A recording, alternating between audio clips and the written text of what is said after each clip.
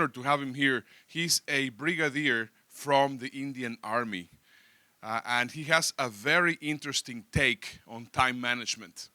And I think you're going to absolutely be thrilled to listen from Brigadier Sushil Bhasin.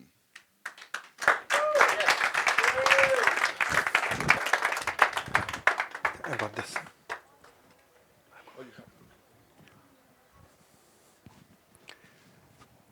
How many of you here are business owners? Thank you. How many of you are HR? Those who are HR, can you please put yourself into the shoes of business owners and think on their behalf? Tell me, how many of you feel that your employees feel that they are stressed out at workplace?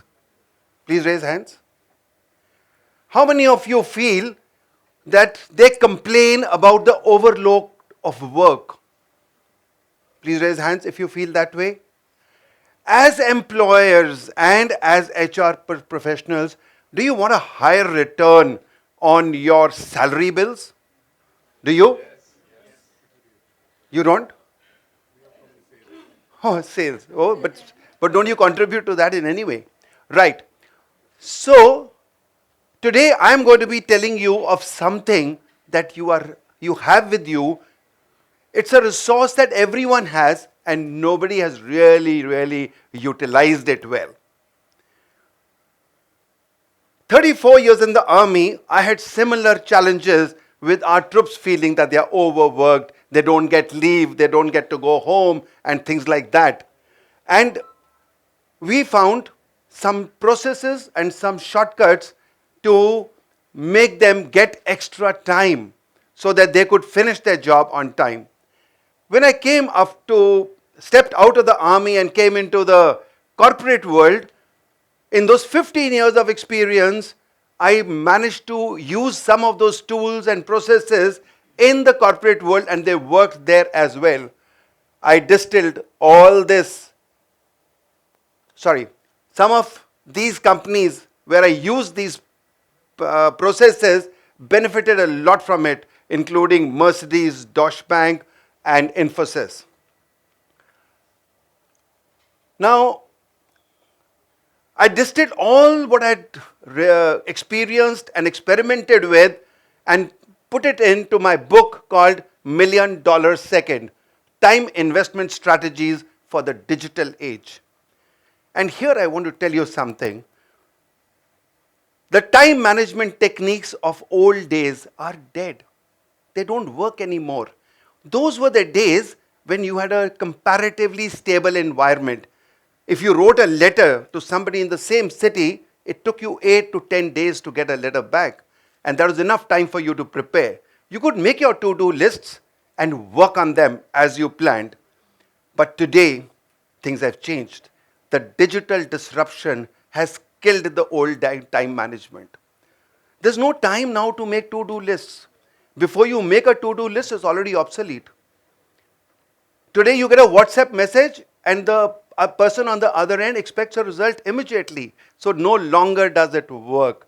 So therefore, I started learning about the importance, value, and relevance of time right from my cadet days. This is my academy, National Defense Academy, and you will find, okay, it's not working. That's a science block, and the science block has a clock on it, and that was the dreadliest thing that we ever had, because everyone used to go by that clock. You could not be late. We learned right at the age of 15 that there was nothing called getting late. Everything had to be precise. And this carried on throughout my life, where precision mattered. Everything had to be bang on time. Not being able to do things on time was a sin. What happens in war? Absolute precision is required. Would you like to hear a story of this gentleman who's my buddy, my battalion officer, called Captain Manoj Sinha? Would you like to hear a story of the Kargil war? What he told me was that, after the capture of an objective, you search the objective for any survivors that could have still been there, because a lot of firing has taken place. You have been able to kill the enemy with your weapons. But now whatever is left, you normally go and kill with a bayonet. Have you all seen that bayonet in front, a knife-like looking thing in front of your rifle? But officers carry a small Sten gun. So he had his Sten gun and he was looking out for any survivors that could be there. And it's quite dark, he can't see. And suddenly from somewhere he finds a tall, burly man standing in front of him with his weapon facing his. He says, we looked at each other. We were just 1 meter apart. And I knew that now the person who survives is the one who presses the trigger first. There was no time to think.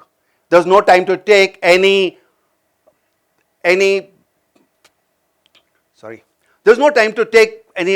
There was no time to take any guidance. It was time for action. He pressed that trigger and the man fell on the ground and said, "Mom!"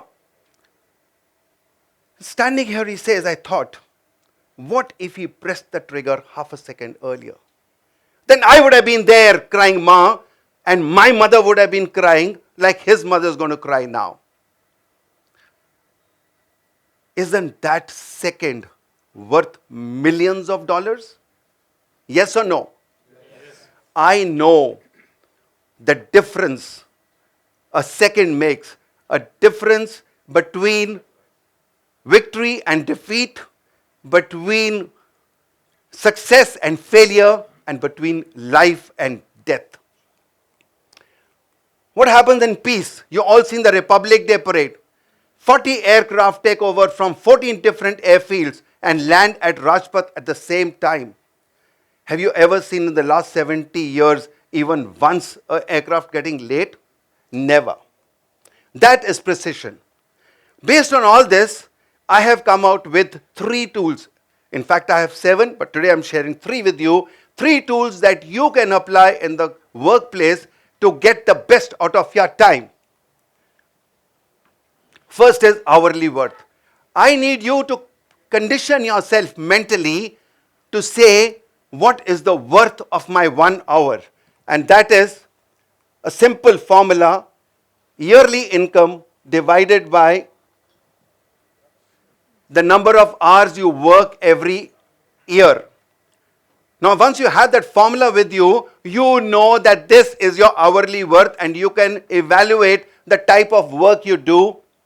The second one is ROTI. Now, this is not the Indian bread we are talking about. We are talking about return on time invested. We know ROI, return on investment, but what about return on time invested? Do we ever see that? And the third one is compounding of time. Now, this is the most important one, where in an organization, I've asked hundreds of CEOs in my workshops to say, what are the resources you have in your company? And they have resources like manpower and equipment and people, technology. Not even once have I heard a CEO saying time. Isn't time a resource? A resource which is equal with your competitors. A resource which is predictable. Even next year it will be 24 hours a day. It will never change. So ladies and gentlemen, these are the 3 tools you can apply in a corporate to get the most of your time, which now is not done. Thank you.